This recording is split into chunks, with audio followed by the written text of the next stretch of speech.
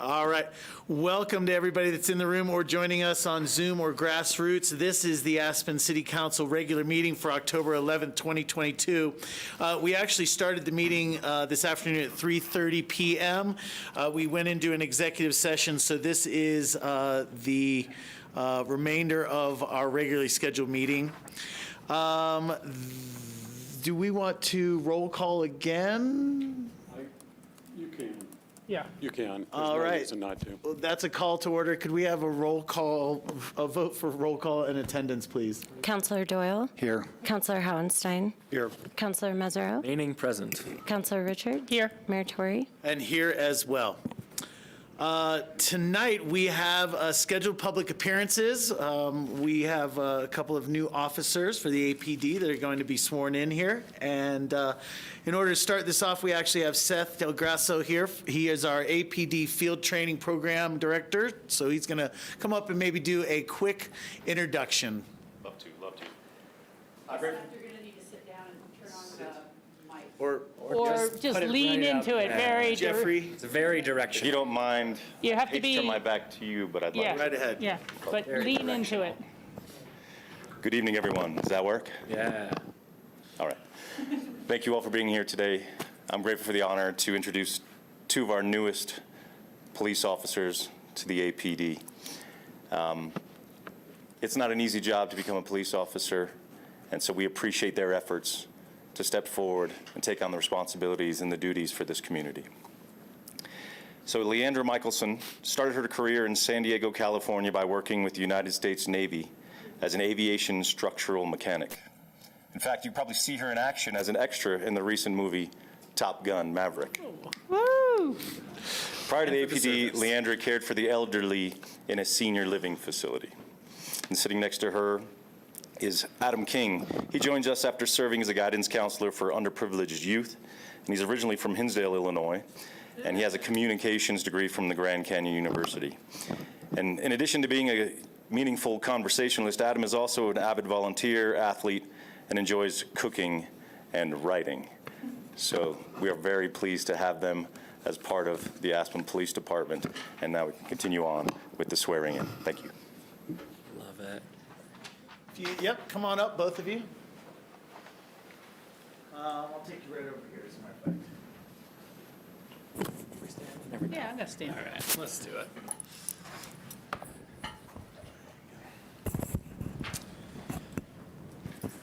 First of all, congratulations. For me, I got to let you know that this is one of the biggest honors of being mayor is actually swearing in new officers, so it means a lot to me as well. Adam and Leandra, I was going to ask you to raise your right hand and repeat after me. I state your name.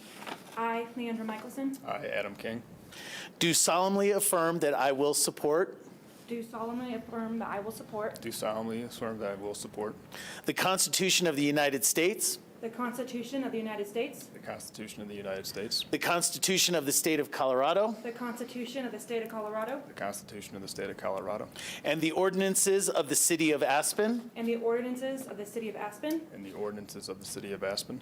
that I will faithfully perform the duties that I will faithfully perform the duties I will faithfully perform the duties of a police officer of the City of Aspen, of a police officer of the City of Aspen, of a police officer of the City of Aspen, that I will be mindful that I will be mindful that I will be mindful of the mission, values, and philosophy of the missions, values, and philosophy of the mission, values, and philosophy of the Aspen Police Department of the Aspen Police Department of the Aspen Police Department in providing respectful, thoughtful, professional services, in providing, sorry, say that again. respectful, thoughtful, professional services In providing respectful, thoughtful, professional services and provide respectful, thoughtful, and professional services to any person seeking assistance from me.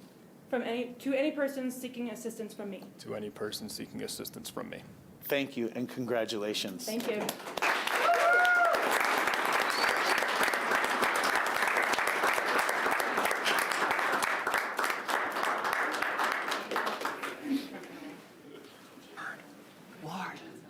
Congratulations. Thank you.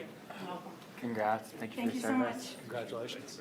What sports do you play in high school? Played high school was basketball, baseball, golf. And thank you to all of you. I went to Highland Park, so I wanted to Taking care of maybe us. cross paths on a field, but different sports. We were probably close. I grew up in Arnold. Okay, so you didn't go to Hinsdale. Okay. No, I didn't go to Hinsdale. Got it. Got it. Did you get to see the bear? I did, actually, yes. And we were able to get rid of him. We did get him. He's eating porridge now, like he's supposed to? Yes. Okay, great. Probably Ward. Ward's gonna need some. He's good. Okay, very good. Fantastic. He has the best hair for the whole police department now. It's so awesome. It's like Tech 9.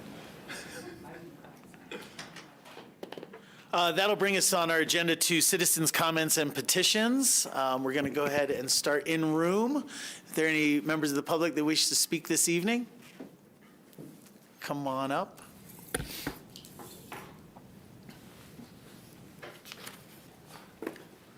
Breeze. What's up? You say afternoon or evening when it's this time? We never know. I say good morning all the time. Never know. Morning, so do I. There you go. Good morning, Mayor. Oh, Sarah. For those of you who don't know me or don't know me as well, my name is Breeze Richardson, and I'm here today to lend my personal support to the idea of an Aspen Arts Commission, responsible for promoting, supporting, and advocating for the arts. Having such a commission operate independent of the city with delegated responsibility for developing an approach to arts funding in Aspen that meets the needs of our community and reviewing and making recommendations to the council for arts grants given the increased funding now available through the real estate transfer tax approved by voters last year seems like an exciting step forward. Artists are key stakeholders in our community. Art is important. Vision is important. Last year, the National Endowment for the Arts issued a report examining the role of arts and culture in fostering social cohesion and community well-being, which included understanding the on-the-ground experiences of artists and practitioners. It encourages arts organizations, community developers, and public health officials to work from the same page so they can leverage the arts to help improve social cohesion for the public good. An Aspen Arts Commission could be key in leveraging this kind of knowledge, increasing our community's capacity and resources around strategic partnerships and planning, and demonstrate our commitment towards seeing an artist-led approach to this work. A study in 2020 published by the Yerba Buena Center for the Arts in San Francisco articulated how artists in service to community can be key drivers of individual and community health and well-being, outlining how shifting power and decision-making into the hands of artists has an impact. With the passage of the Code Amendment to Ordinance Number 19 to allow for the use of the RET for purposes of supporting the cultural, visual, and performing arts, including support of the Aspen Red Brick Center for the Arts, Aspen has a renewed opportunity to invest significantly in the Aspen idea to nurture the whole person, encouraging the exploration of arts, music, ideas, and nature. Lastly, as some of you may know, Aspen Public Radio just conducted a listener survey, and while the results are still being analyzed, I can share with you that over 30% of respondents requested more dedicated coverage of the arts. The only categories that ranked higher were more coverage of government, climate, and investing in more investigative reporting.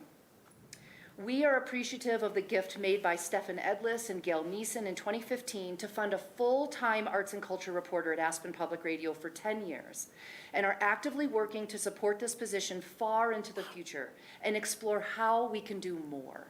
It's a critical component of our service at the request of listeners. So thank you again for your time and your service to this topic.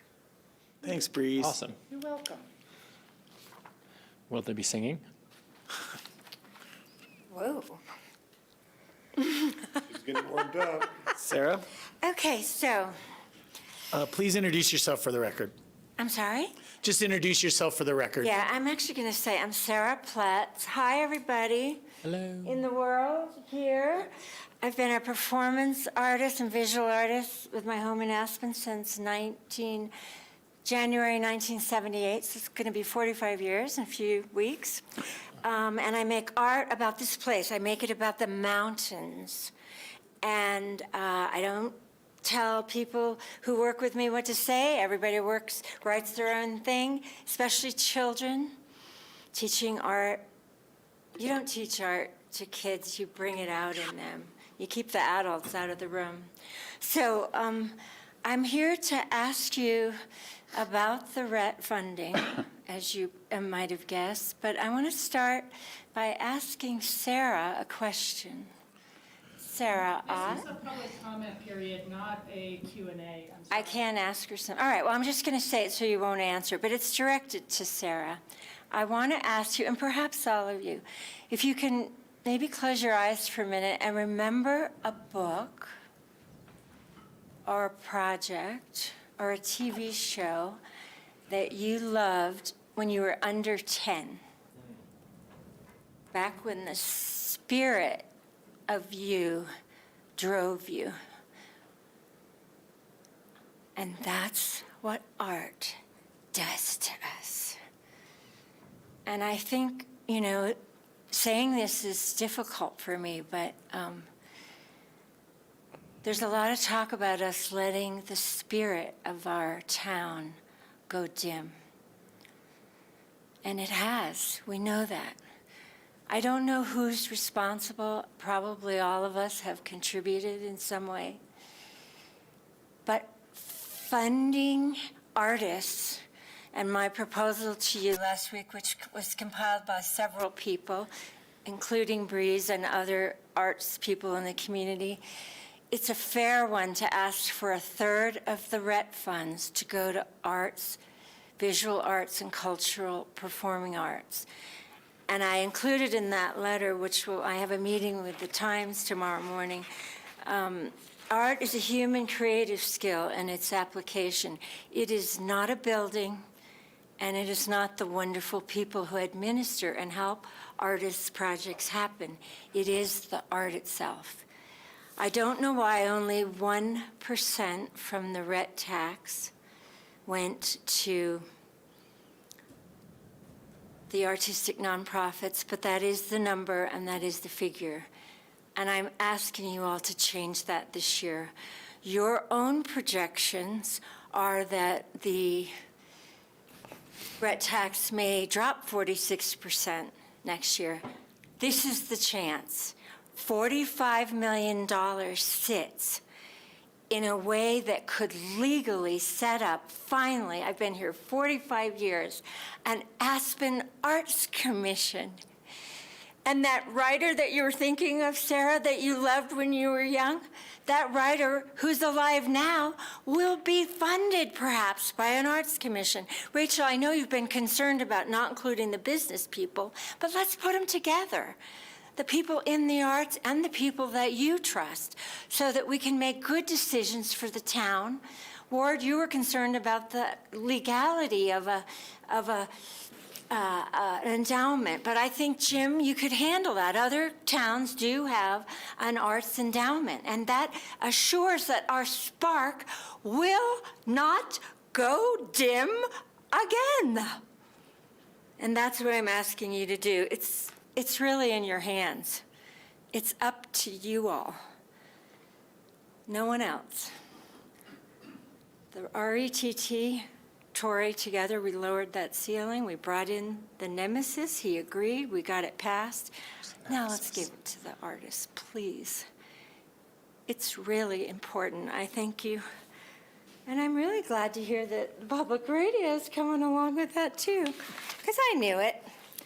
That now we have the facts. So please get back to us and let us know how that's going to be worked into the budget this year. Thank you. Thanks, Sarah. Thanks.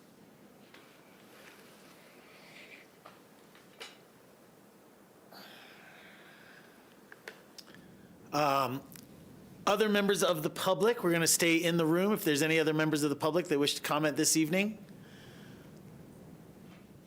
And then I'm going to ask somebody who has Zoom available to... There are none online. Okay. I have no public comment from those that are online. And thank you very much. And Breeze and Sarah are leaving, but we do have a process that we're setting up, and we will be having these conversations about the Public Arts Commission of some type coming soon during our budget hearings over the next 2 weeks. Thank you, Mayor. Thank you. Excited to hear more. Yeah, I think we all are. Thank you. We will move on with our agenda then, and we will come down to council members and mayor's comments. Council members, comments this evening. I'm going to start with Ward, if I could.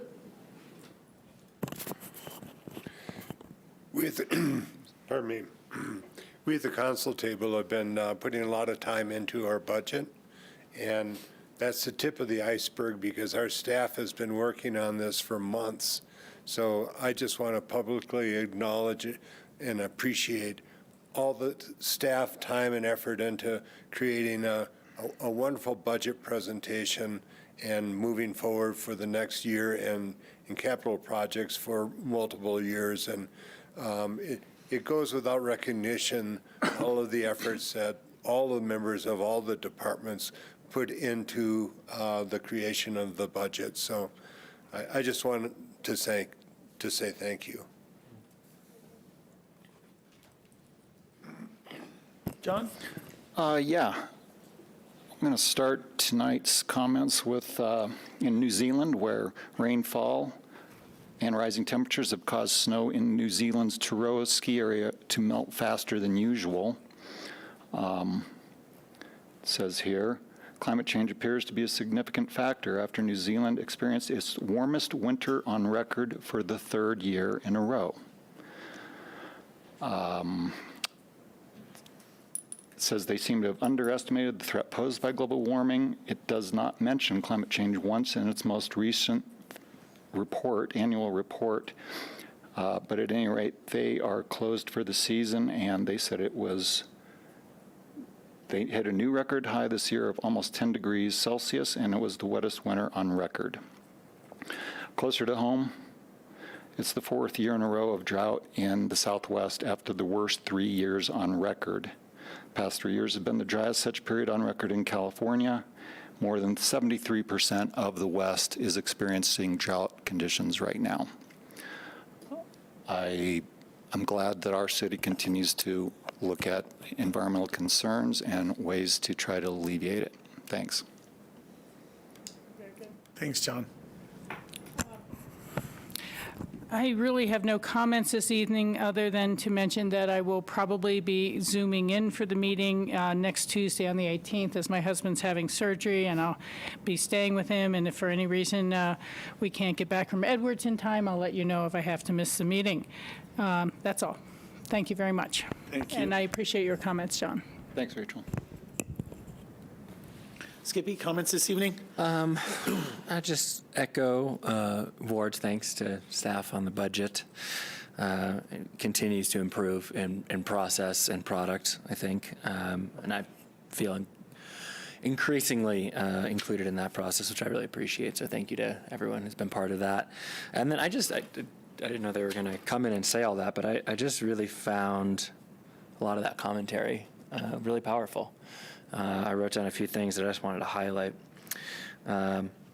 Artists in service to community, shifting power from decision makers, shifting power for decision making to artists. The spirit of town has begun to dim, and art reinvigorates childlike spirit in us. And although I didn't get it verbatim, that art is art. It's not the building the art's created in or those overseeing the administration of it. It, of course, requires both of those things. But I do think there's an opportunity for a rebalancing and putting more towards the art. And I think they're right about that. And I think our community will benefit in spirit from it. So I look forward to that. Thank you. What was the song or book or whatever that you thought of? Actually, the first thing that came up for me was the Berenstein Bears, probably because Ward had just talked about a bear. Thanks. Mine was that song, You Are My Sunshine. Sunshine. Anyway, I think that all of this whole council appreciates the arts in our community, and we also see opportunity for moving that forward. So we do have a process that's coming to us to discuss some form of public arts and arts commission, if you will, and we're doing it the right way. We're going to be extremely inclusive about it. We just had 2 members of the public here tonight. I've met with others. There are a lot of people that are stakeholders and that want a seat at this table, and so the only way to really do that in the most fair and equitable way is to have a process that really reaches out to the whole community, and I have a lot of faith that we're going to be embarking on that. But that'll be coming to this council during our budget talks. For me, comments this evening, I only have one, and that is that it is homecoming week. Go Skiers in all of our athletic and academic pursuits. Tonight, as a matter of fact, it is a soccer game out at the high school recognizing the seniors. And then, of course, this Friday, we have our homecoming football game, so I encourage the entire community to show up and support our high schoolers. That is all the comments for me tonight. Moving forward, let's get to the agenda amendments. I don't see any. I will just note once again for the viewing public that we will have continuation of our executive session at the end of our regular meeting. And then I look to the city manager for comments. Members of council, I just want to let you know that we've received a lot of feedback since the publishing of a column last week by me on entrance to Aspen and specifically the Castle Creek Bridge. Before your next meeting, you're going to start seeing some more information going out to the community as we kick off that engagement process. So just as a heads up that information is going to start rolling out. Thank you. And Sarah, is there the engagement process, is it kicking off with information that's going to be put out to the community, or is it an open house of what do you foresee?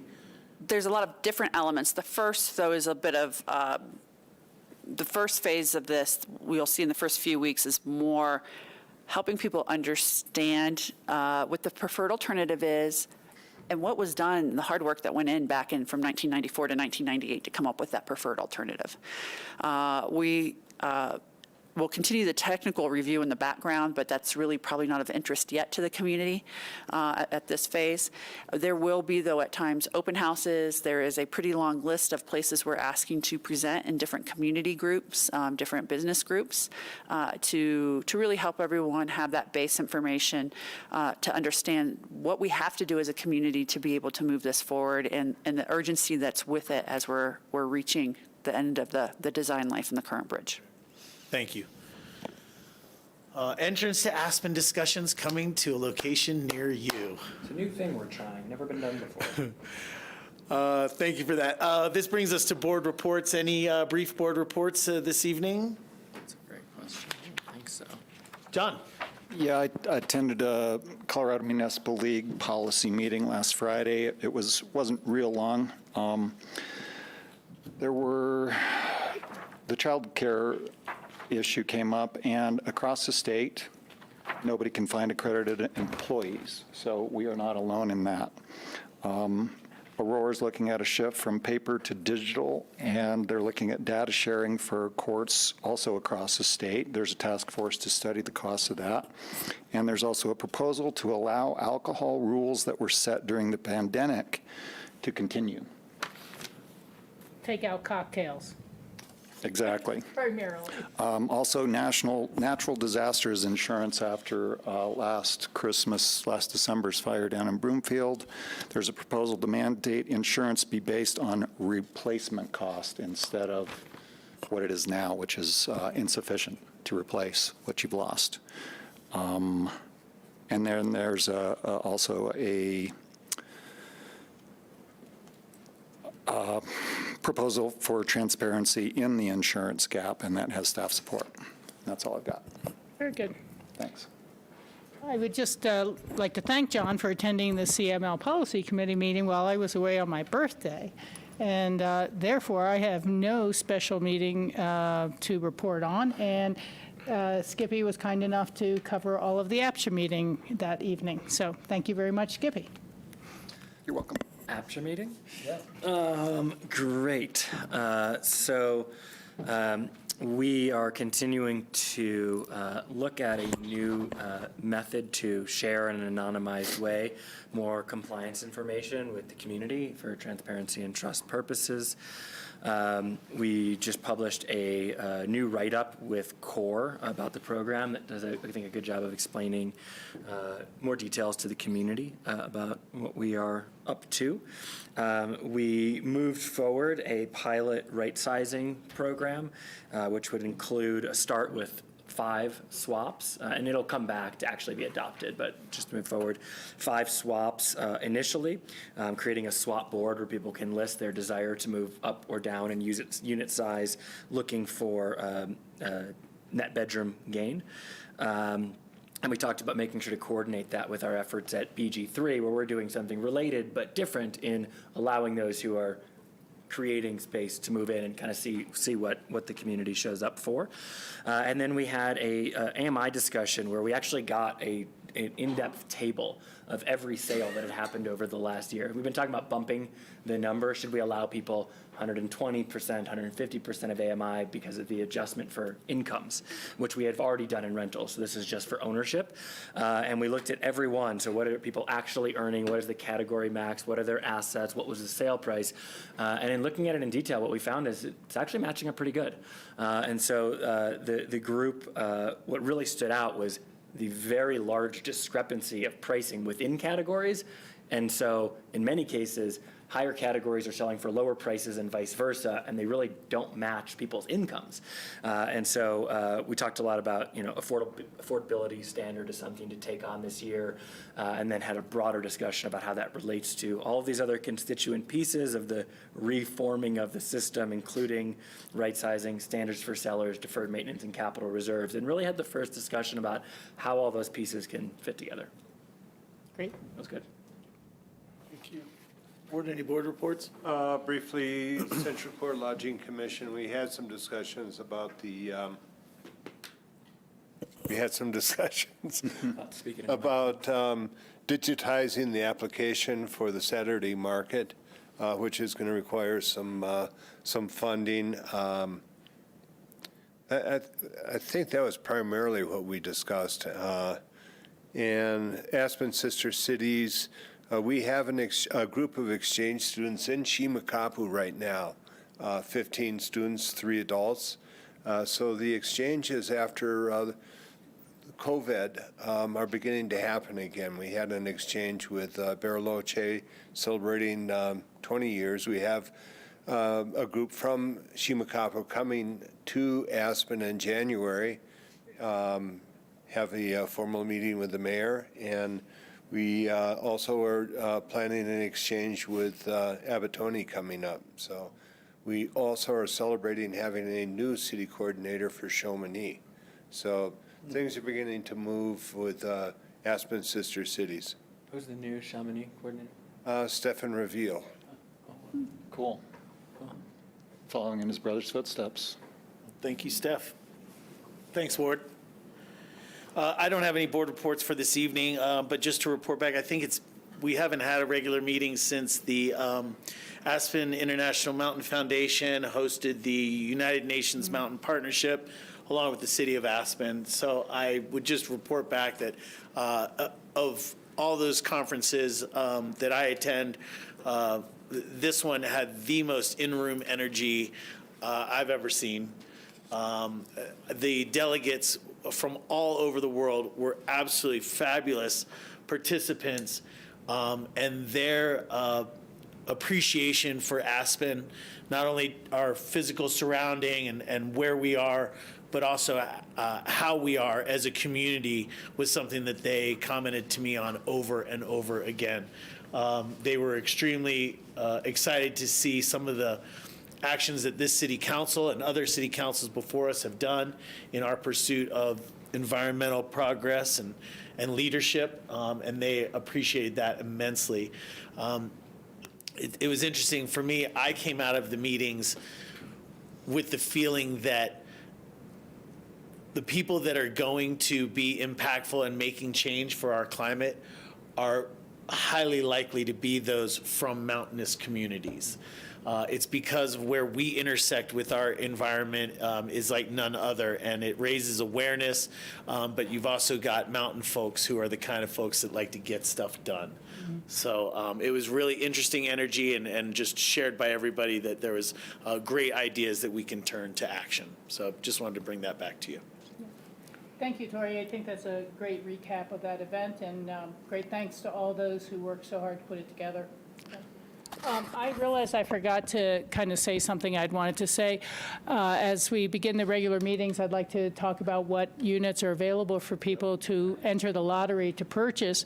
You need to go to the Aspen-Pickens County Housing Authority website and enter, become a account with the Home Trek system, and then you can put in your bid package. But this week being offered is a two-bedroom, Category 2, 1.5 bath, 1,033 square feet at Burlingame Ranch for $178,626. So that's a Category 2 for lower income folks. There's a Pacific Avenue Phase 2 condominium at 317 Aspen Airport Business Center, Unit 101. This is a Category 3 unit, a 3-bedroom, 1,250 square feet, 1 3/4 bath for $287,754. There's also an Alpine Cottages, which is a truly prime community location over here in our East End on Robinson Road, and that is a Category 4, 4-bedroom, ideal for a family, 2.5 baths, 1,599 square feet for $379,423. It would be walking distance to town. And so those are the units available. We hope that everyone can take advantage and get their name in and participate in the lotteries. Thank you so much. John? If you don't mind, I just wanted to quickly add on to your comments about the environmental IMF thing that we all attended. I agree. I had a lot of people come up to me and compliment me on how friendly the people of Aspen are.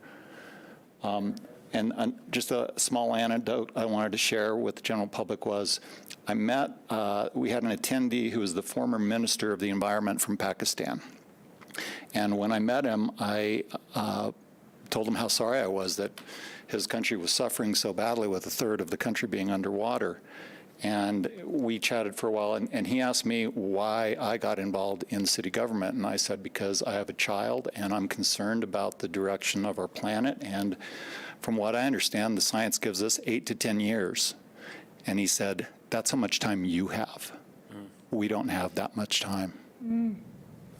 And that made an impact on me. And as we all know, reporting in media cover first world disasters incredibly well, but they do not cover third world disasters with nearly the same coverage. And we're not getting the amount of information from the third world that we get from the first world. And our environmental impacts are impacting the most vulnerable on our planet. And most of those places are in third world countries. True. Thanks. Very true. With that, we'll move on our agenda to our consent calendar. The consent calendar tonight is resolution number 107. This is the ATS Rocky Mountain HVAC maintenance contract. Resolution 115, Streets Department CMU repairs and resealing of the shop floor. Resolution number 117, Galena Street and Hyman Avenue stop sign addition. This is a conversation we had 2 weeks ago. And resolution number 118, Red Brick Sewer Repair Contract with Stutzman Gerbaz Incorporated. I'll I make would- a motion to approve the consent calendar. I will second the motion. We have a motion and a second. Any further discussion on the consent calendar? Could we have a roll call vote for consent calendar this evening? Counselor Doyle, Yes. Counselor Hohenstein, Yes. Counselor Mesereau, Yes. Counselor Richards? Yes. Mayor Tory? I'm a yes. Thank you to everyone who attended on behalf of staff. Thanks. Thanks for coming. Here we go. Next up for us, Notice a call up. notice of call-up. This evening, we do have an HPC approval for 312 West Hyman, conceptual major development. That is notice of call-up. No. No staff present. Walking up the stairs right now, I bet. I was going to say he's on the line, but. Can't present, he's an attendee. I'm going to use the ladies' room then. Just a reminder, is the property that the city owned and recently sold after placing a historic designation on the property. Thank you.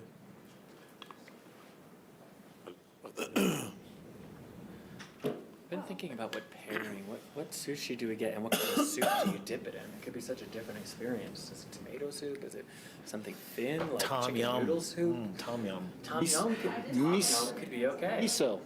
Yeah, I mean, if it's a gazpacho, There he is.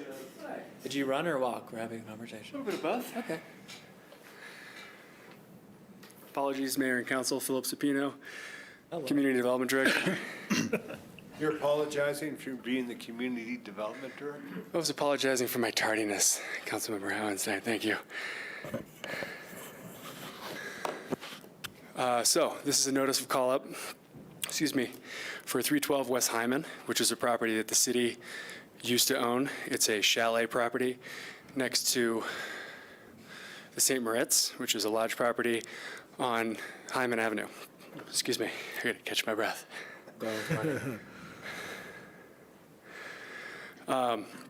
The development request, I think in the grand scheme of things, was a very modest remodel and minor addition to the chalet property. There's a separate detached garage to be developed on the alley side of the property. There were not any floor area bonuses or setback variances given, and they're working within the existing footprint of the building. Staff does not recommend call up at this time. Happy to answer any questions. Catch your breath. Thank you. Questions of staff on this? Anybody?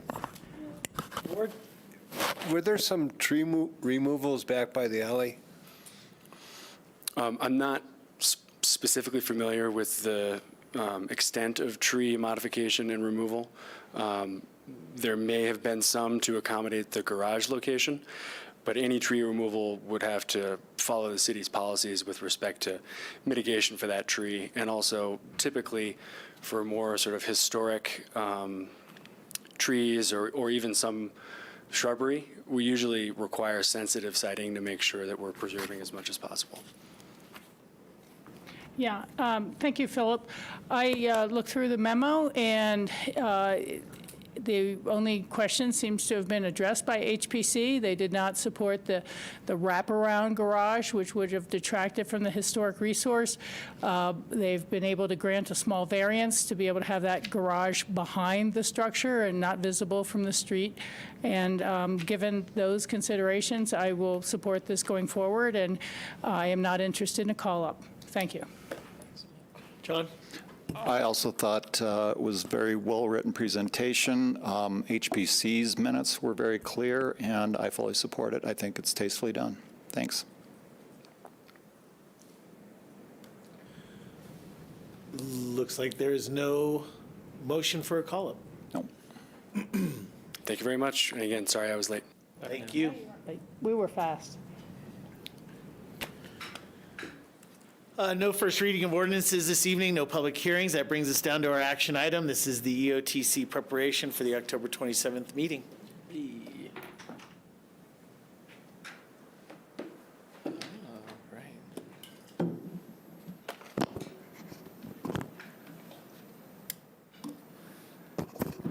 See, I'm assuming green means on. Generally. Share my screen here.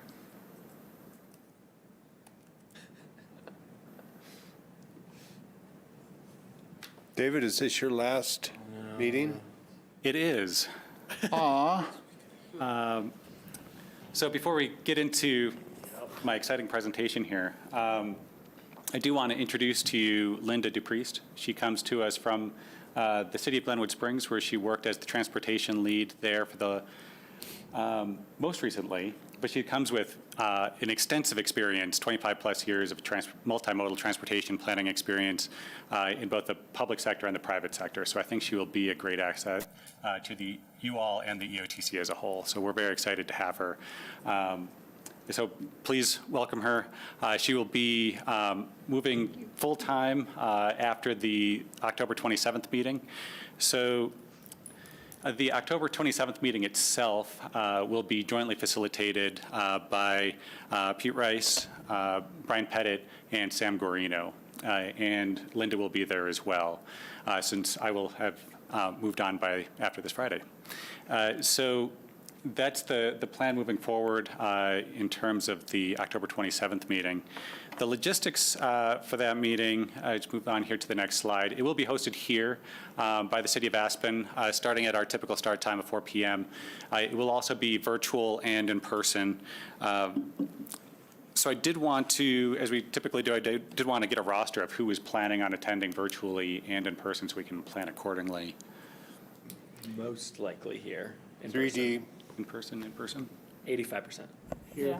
Okay. Yeah, most likely in person. Okay. We'll be here. In person. You're in person? Okay. Excellent. And Tori, you said in person too, right? Yep. Okay. Excellent. Well, the meeting link itself, if you do need to participate virtually, was included in the email that had your packet, and Linda, I understand, is planning on sending out that link out again, so you've got it fresh in your email if you do need it. And then next up, I did want to take any corrections or comments on the decisions reached from our last EOTC meeting, which was May 26th, if you have had a chance to read through those. If you haven't, feel free to bring up any comments or corrections at the meeting on October 27th. But as a reminder, we did have two approved items at that meeting. The first one was administrative direction to initiate the public process data gathering phase for the Brush Creek Park and Ride to AABC Trail connection. And the second one was administrative direction to develop a plan and financial request for HOV lane compliance on Highway 82 with CSP and the Pickens County Sheriff's Office. So you do have that request in your packet now for the October 27th meeting consideration at that time. And then for the prior approval item, you will see this again at your March meeting next year. So Pickens County Open Space and Trails in the city of Aspen, Parks and Open Space are working on putting out an RFP to collect that information and start that public process before the March meeting next year. So you'll see it at that time. But if you do have had a chance to read through those decisions reached and have any corrections for me at this point, I'm happy to take those. I was just wondering, what did the Colorado State Patrol say about the idea of parking a fake police car around Highway 82 to control the HOV lanes? Did they accept that idea or tell us we could go ahead with it? Neither of them were supportive of that. So they took that off the table real quick, unfortunately. So that was not Not going to work. Not going to work, yeah. Thank you. Yep. Anything else? All right. Okay. So our first action item coming up on the 27th is the 2023 EOTC budget. As some highlight items for this budget process, as you may recall, RAFTA has fully assumed the cost of the no-fare service between Aspen Snowmass and Woody Creek. So if you recall, that was the mitigation measure for House Bill 19-1240, which shifted how sales and use taxes are collected, which negatively impacted the revenue sources for the EOTC. I bring this up because you'll no longer see that expense within the EOTC budget, but you also won't see the increasing revenues. So that is that is how we mitigated that so far, and it seems to be working well so far. The second item here is that future revenues continue to be difficult to predict. I think that you've probably seen this in your budget meetings, but 2022 has been very strong, but it's showing signs of slowing, and we are also struggling with high inflation, which is impacting construction projects in particular. So we do have a lot of question marks out there, and there could be some late adjustments, but I think that that's consistent with all of your budget cycles right now. But looking at 2023 through 2027, it does look like we'll be able to meet all currently ongoing operational costs on all currently obligated projects and all new and increased project requests. And just to provide a brief overview of where we're at with the EOTC budget, sales tax, I didn't bring this chart back to 2019, but 2019 was a very strong year. We did go down a little bit, which just 2%, which if you recall in 2020 was pretty remarkable that we only went down 2%. And then 2021 and 2022 are looking to be very strong years, which I think is consistent with what you're probably hearing from your finance staff as well. But these projections do follow the county financial advisory board, so they might differ a little bit from what you're seeing from your finance staff.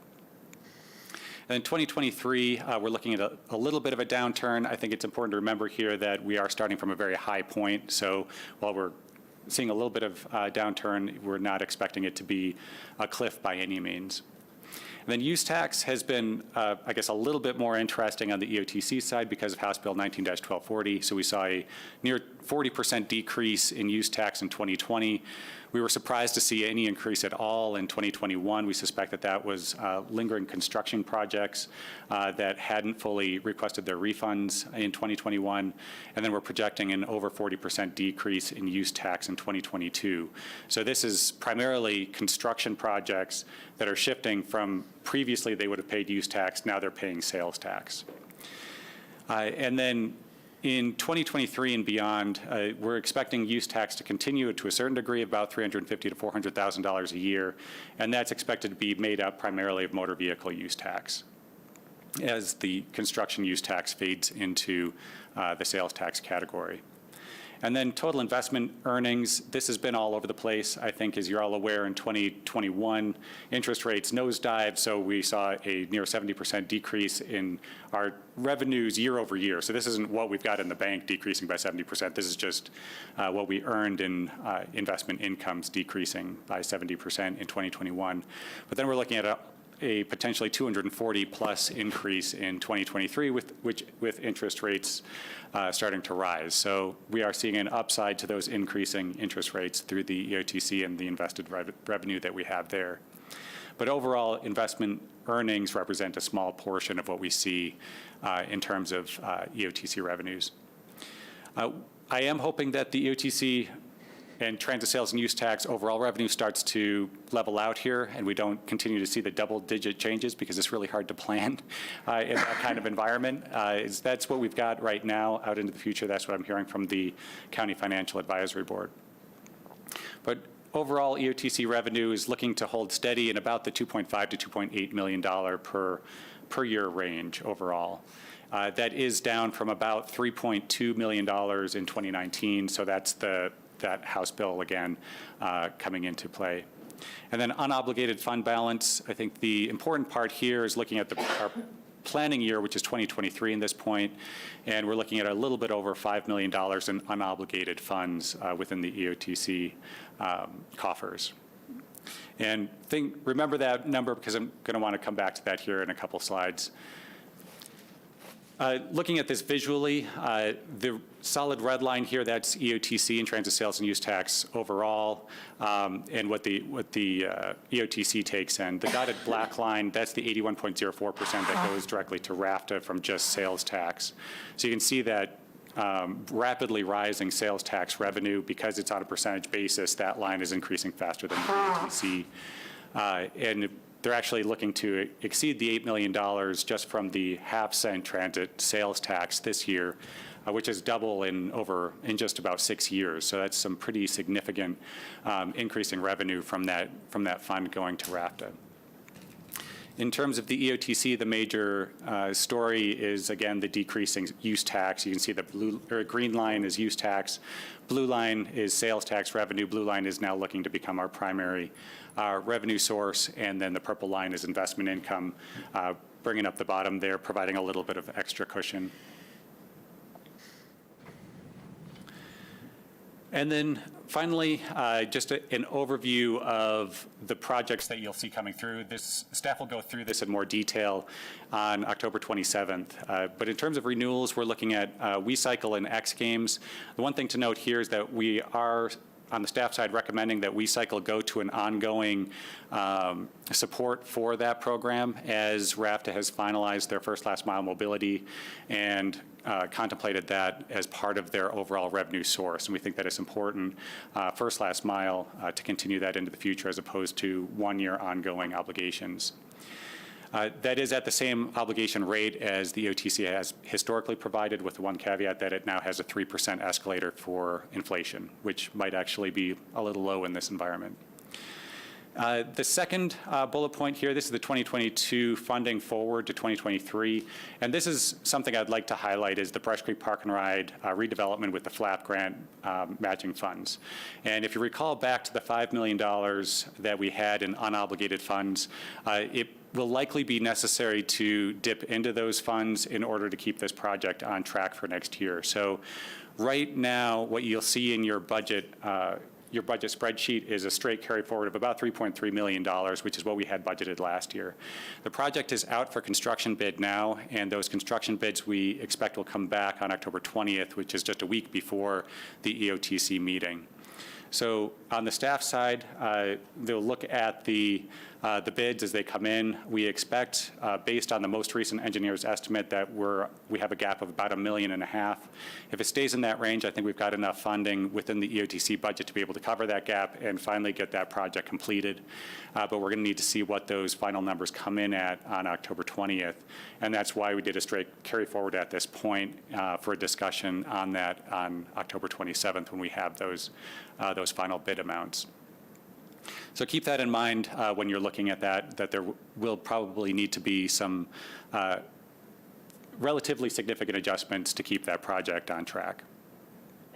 David, let me ask, is there any opportunity to go back to increase the grant amount or apply for a supplemental grant to assist the project? I just remember CDOT saying, hey, let's rebid it because they're much higher than we expect, as opposed to anyone saying, well, everything is coming in higher than we expect. We need to start increasing our grants a little bit. Is there any avenue for that? We did have a conversation with Federal Highways on that, and they increased their contribution from $2.2 million to $2.4 million. And they said that with all of the other uncertainties with their other projects, this is a very small project for them. Yeah, for them. They weren't able to go above the $2.4 million at this point, but we do currently have $500,000 from RAFTA in there. We have $1.5 million in CMAQ grant funding in there as well. So we're trying to combine and find as much funding source as we can, but we're at the final hour and getting these bids in, and we'd hate to see it delayed another year if we're able to fill that gap with the OTC funds, because we're just not going to be able to get another grant fund in this short period of time. Thank you. Yep.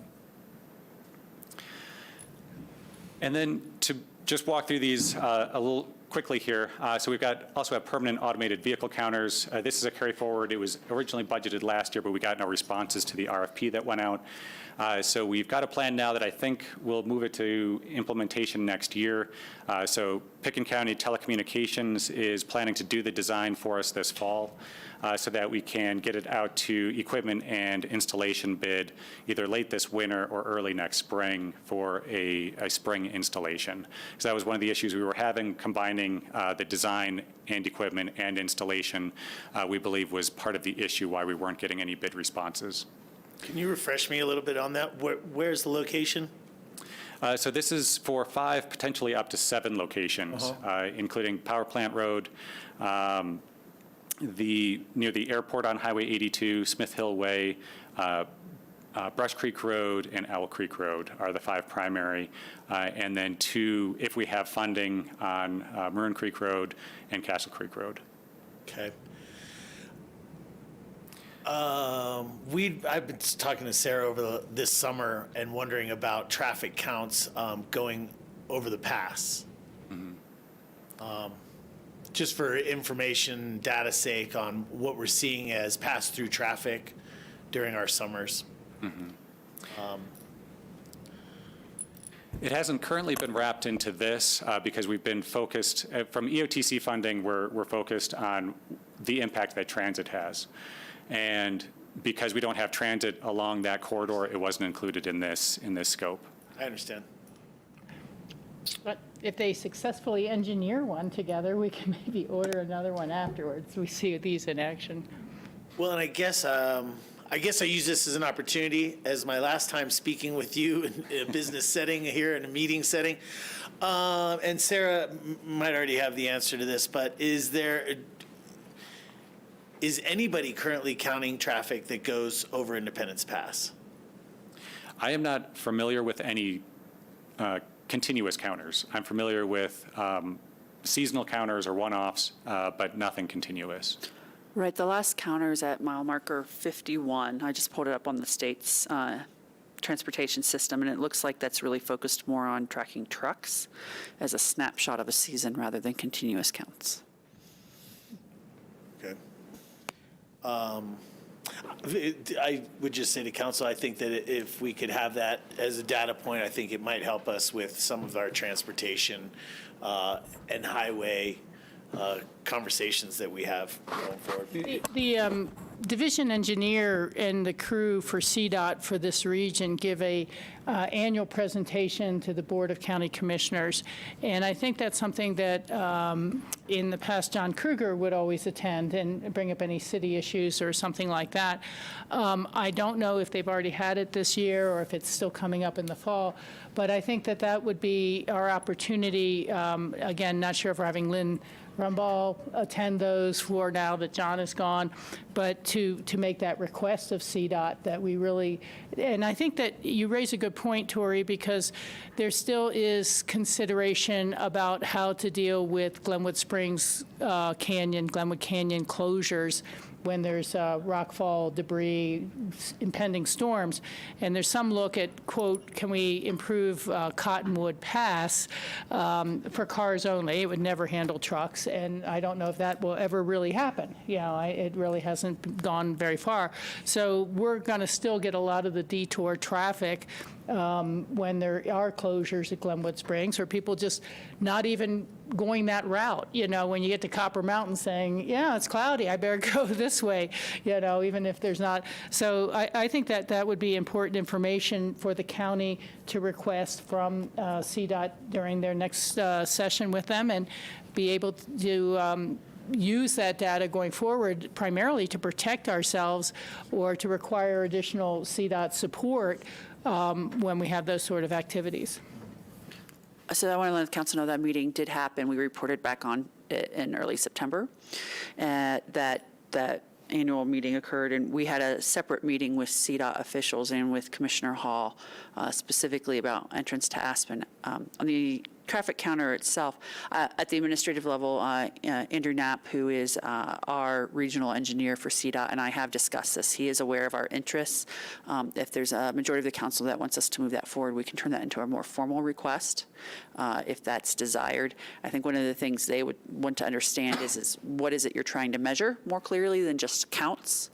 And that would be a helpful discussion that we could bring back for the council perhaps on November 1st when you're discussing some other transportation projects. Thank you. Okay. I just think this information would be important just to see the year-to-year increases of how the pass is being used, as well as that could be a potential evacuation route in the event of a forest fire, and I think those numbers might help understand how that's going to be used. Yeah, I think it'd be interesting to have, but we can wait till November 1st to talk about it further. Yeah. Thank you. Thanks. Just keep working down the list here. So we do have 3 projects also on the budget this year.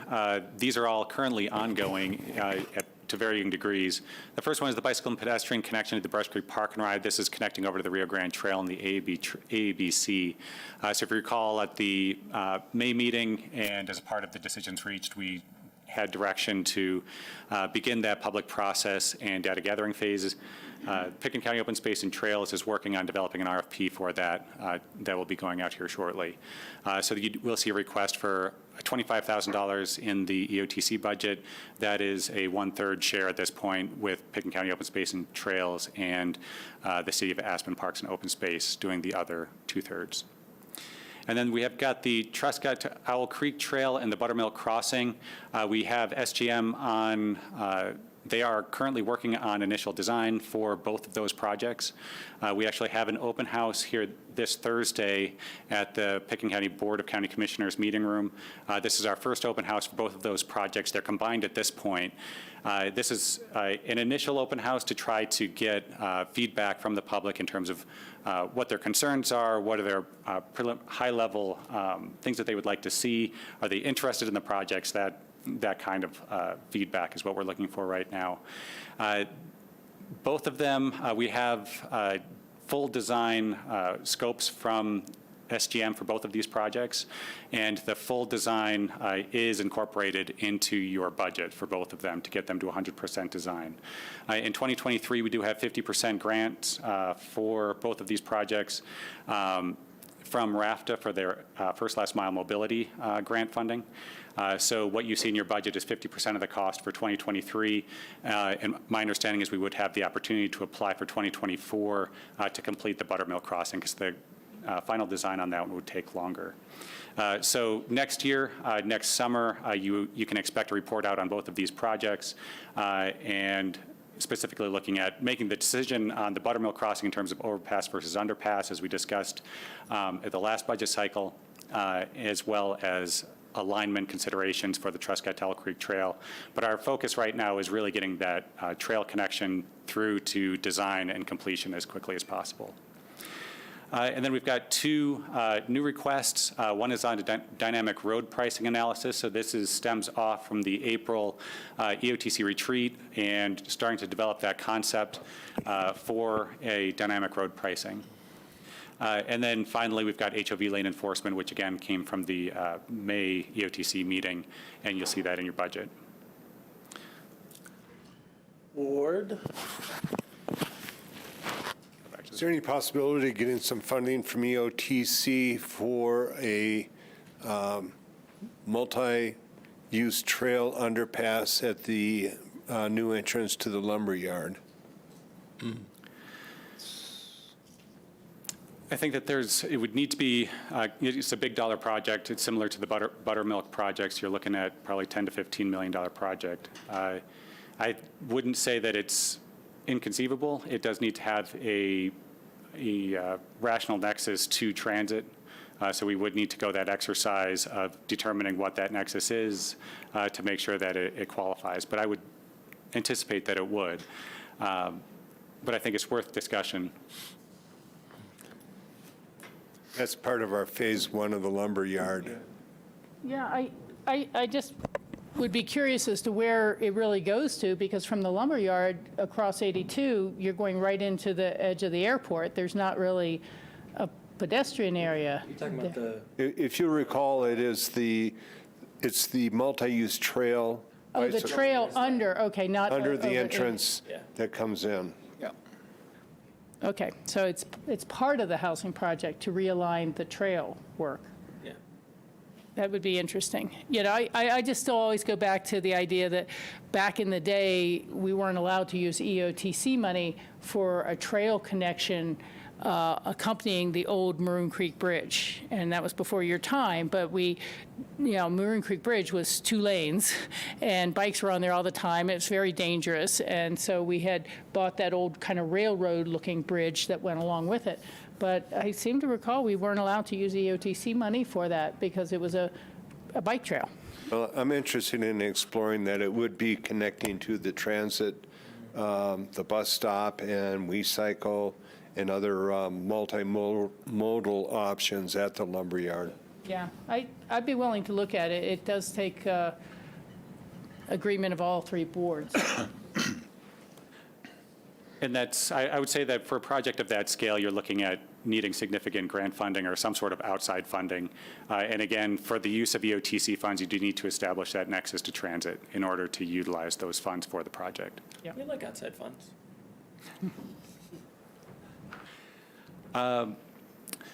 So that's what I've got in terms of projects. For the spreadsheet itself, wasn't actually anticipating putting this full spreadsheet up here because it's very difficult to read. But I wanted to point out the highlighted areas of the spreadsheet. So since your packet was sent out, some items had changed. So the Finance Department did a final audit of the 2021 final costs, and these shifted a little bit. Most of this was CDOT grant funding that was booked in 2022 and was previously shown in 2021. So they're not big dollar amounts. At the end of the day, it's a change of positive $25,700 to the EOTC fund. But to ensure that the final adopted budget has the correct final 2021 numbers, I did want to highlight this for you. For some of the reasoning, the IMS and the Upper Valley Transit Enhancement Study, both of those were grant funding booked in a different year than it was previously shown in. And the variable message sign, we had some money built in there for revegetation that wasn't ultimately utilized by the contractor, so that was taken out. That's why we've got a highlighted cell that has nothing in it. And then for the FLAP grant, I had inadvertently not included the cost for the building permit. So that is a couple $1,000s that was added in there. So those are the kinds of things that you're looking at as a part of those final adjustments, but we should be at those final numbers now.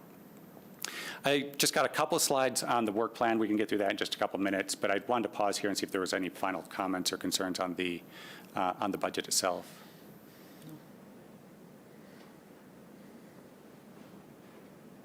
All right. On the work plan, I think, as you know, there's a lot of carryover between the budget and the work plan itself. So these are all of the projects that are proposed for the EOTC to undertake in the coming year in 2023. What I've done is I've bolded the two projects that are in the work plan but are not reflected in the budget because they don't have budget numbers associated with them. This is the development of a partnership with Holy Cross Energy for EV chargers out of the Brush Creek Park and Ride. This is a project that is starting to pick up steam again. It had lost a lot of momentum with staff turnover at CDOT, but it sounds like they're staffing back up again, and we're starting to get some more momentum. Now we're losing people at Holy Cross, so it's kind of a take one step forward, take one step back. But I'm hoping that we're able to make some good progress here over the next year and get those EV chargers installed directly on the heels of the Park and Ride redevelopment. And then finally, the food truck, as you may have noticed, their location and extent required that they leave the property on September 30th, which they did. I would say that the food truck was pretty successful, particularly financially for them. It brought a lot of eyes and activity to the Park and Ride, particularly in the middle of the day when it normally wasn't very active. So I think that some of the conversations that we need to have on the staff side now is determining whether we want to move forward with a location and extent permit that allows it to occur year after year. So right now we just had the one season. We've got a lot of data and things to look at and discussions to have on the staff side.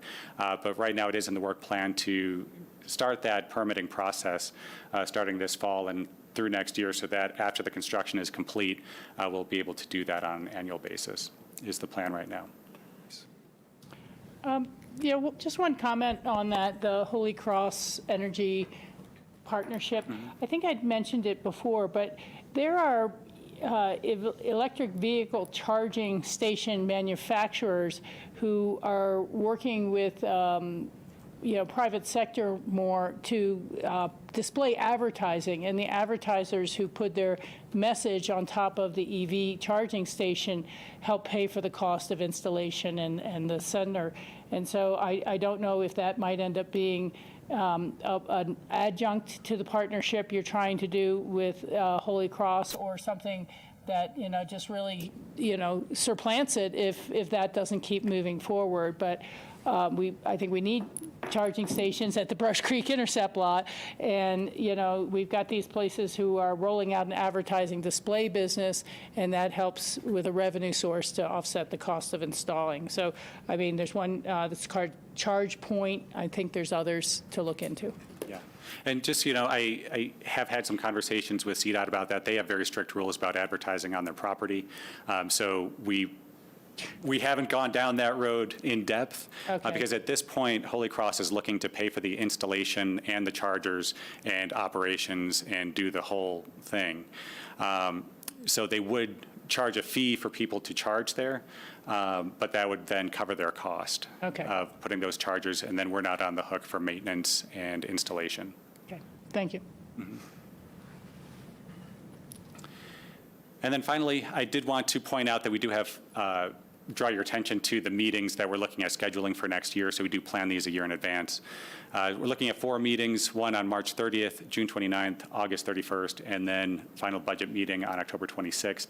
So these are all final Thursdays of the month, which seems to work best for the most number of people. So I've stuck with that strategy through next year. And then on the right side, we've got the anticipated topics of discussion for each of those meetings. What I'd ask is that you take a look at your calendars.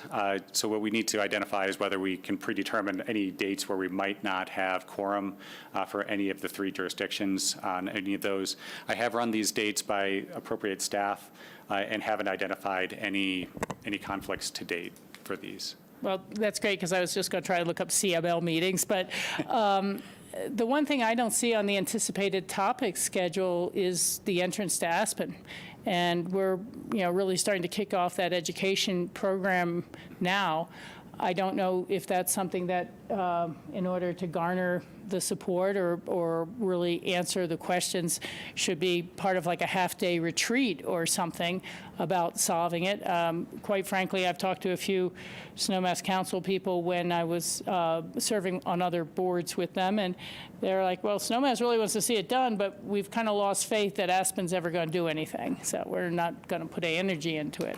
I don't know if that's true now or if they're starting to feel differently, but that the entrance to Aspen is not being discussed in 2023, I think would be a mistake. I hear the concern, and we heard this at the retreat this last April as well. And where we're at on the staff side is that the city is going down the road of the education campaign, and really looking to see where that comes out before we start incorporating that into EOTC.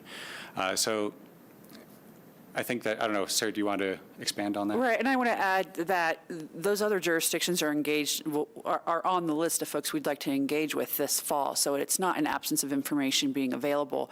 And just reviewing the EOTC's mission, at this point, the city of Aspen doesn't have an ask of EOTC. And so these educational efforts the other way are ensuring that we start to make that connection in anticipation at some point that there will be an ask of EOTC, perhaps in their 2025 budget. And so that's where we're at to ensure that information is flowing. Thank you. It seems awfully far away to me to say we're not going to be starting to talk about the money it's going to take for local match until 2025. And that is not what I said. No, but you... No, I said a budget request to EOTC. We're talking money now, but let's be realistic, EOTC's annual revenue compared to the scope of this project is pretty limited.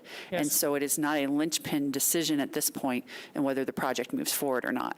And so until we've made the commitment, and council needs to do that in their budget reviews and budget adoption this year of the $8.5 million I'm recommending over the next 4 years, I really have difficulty going to other jurisdictions asking for their support until I know this council has done that.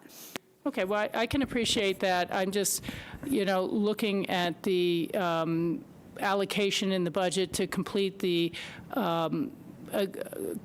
compensation or the agreements related to Snowmass Village's transit center already showing up in the budget, but the needs that the city is going to have, one way or the other, are not yet showing up in the budget, and that concerns me. That it's not a placeholder for that eventuality, and it just concerns me. I'll just leave it there. I think it's up to us as a board, as a council, to make that commitment, be solid behind it, and move forward. Yeah, I do too. And then I'd like to see us starting to talk about how we, EOTC is our transportation center between Aspen, Snowmass, and Picken County. It's the only nexus that brings us all together to discuss those things. And I would rather start to have some outreach to say, how do you guys feel about starting to get something done? Or are you frustrated? Are your guests, are your residents frustrated with the road as it is today? And start building momentum more. I feel like we're on a really slow course for any sort of momentum, and I don't know that we're not going to be way behind our own community's needs on this going forward. I mean, one of the big requests we saw already was to turn the outbound lane of Main Street into a permanent bus lane. And I think that's appropriate to give the bus the priority and the bus riders it needs. It means displacing a lot of parking from Main Street businesses up and down that street, whether in my dentist office and eye doctor office and, the surgeon I went to, any number of people are going to be inconvenienced. But we're moving HOV forward because there's a BRT system that needs to use that entrance. And so to not be talking about the entrance for another year formally on this schedule, I think, is a miss.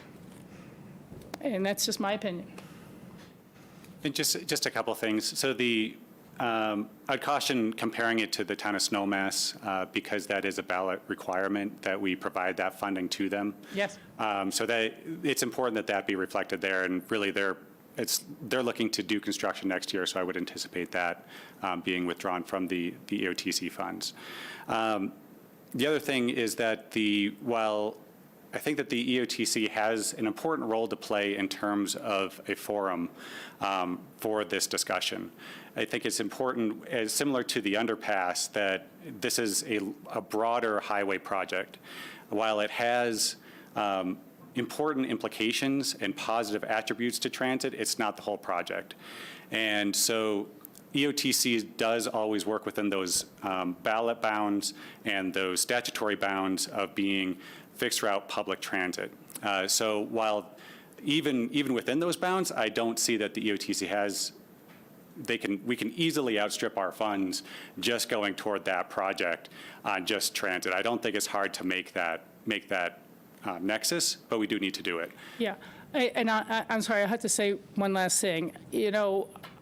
I was mayor when we put the ballot question on to form the Regional Transportation Authority, and there was a bonding question as well that guaranteed Snowmass that money that's going forward now.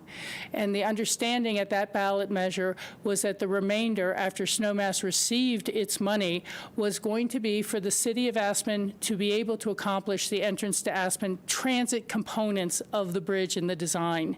And that is the entire reason the halfpenny was passed in the first place, was be able, that the city put it forward with John Bennett, myself, and others. There was increasing of bus service. There was all sorts of components, but it was to be able to fund the city's share of the entrance to Aspen when we got to that point. And so, again, to kind of hear that, well, that's not part of the EOTC in a real way, when that was the entire set of pizza death meetings for a year every 3 weeks to decide and develop the halfpenny and how it would be shared and what it would be used for. And that's where the EOTC's halfpenny came from, was frustrations with the traffic at the entrance and how to manage traffic better. So yes, that was always the worry of everyone when the 81% was allocated to RAFTA, that eventually all of our capital money would be gone and it would simply be operating money for a system that would never be satisfied with operating money. And that's where we are now, and that's why I'm fairly guarded about wanting to make sure there is still remaining money for capital for the Aspen, for the entrance, and that it becomes discussed and it doesn't become a footnote that's just forgotten, because there's going to be needs to fund the big pedestrian bridge across, and people are going to be allocating this money for a pedestrian bridge from the Brush Creek intercept lot to the Rio Grande Trail before we start allocating money for the entrance to Aspen.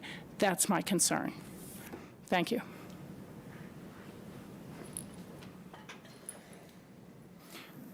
I think that is everything I wanted to cover.